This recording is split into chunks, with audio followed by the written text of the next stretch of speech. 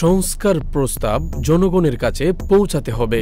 বিএনপির ভারপ্রাপ্ত চেয়ারম্যান তারেক রহমান বলেছেন, দেশকে কিভাবে পুনর্গঠন করতে চায় বিএনপি তারই অংশ হিসাবে ৩১ দফা সংস্কার প্রস্তাব দেওয়া হয়েছে। তিনি বলেন, সংস্কার প্রস্তাব শুধু দলীয় কর্মীদের মধ্যে সীমাবদ্ধ রাখলে চলবে না, প্রতিটি জনগণের কাছে পৌঁছে দিতে হবে। যদি কারো তাতে আপত্তি বা প্রস্তাবনা থাকে তাহলে ৩১ দফা থেকে সংস্কার কিংবা সংযোজন করা হবে। বিএনপির উপর জনগণের আস্থা ধরে রাখতে হবে দলের কর্মীদের।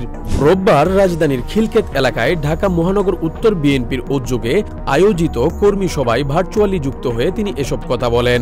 তারেক রহমান বলেন, জনগণের সমর্থনকে যে কোনোভাবেই অর্থাৎ ইতিবাচকভাবে বিএনপির পক্ষে রাখতে হবে। জনগণ যেভাবে বলবে সেভাবেই পরিচালিত হতে হবে। তিনি বলেন, হাতের ৫ আঙ্গুল সমান নয়, মানুষও একরকম নয়।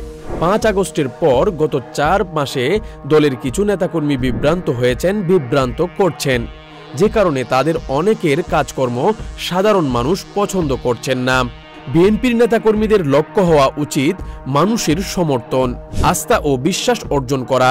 যদি লক্ষ্য অন্য কিছু হয়ে থাকে তবে দুদিন পর ছিটকে পড়ে যাবেন, জনগণের সমর্থন থেকে ছিটকে পড়বেন, তাদের আস্থা থেকে দূরে সরে যাবেন।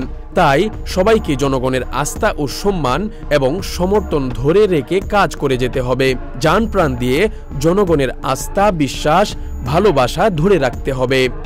NN news desk.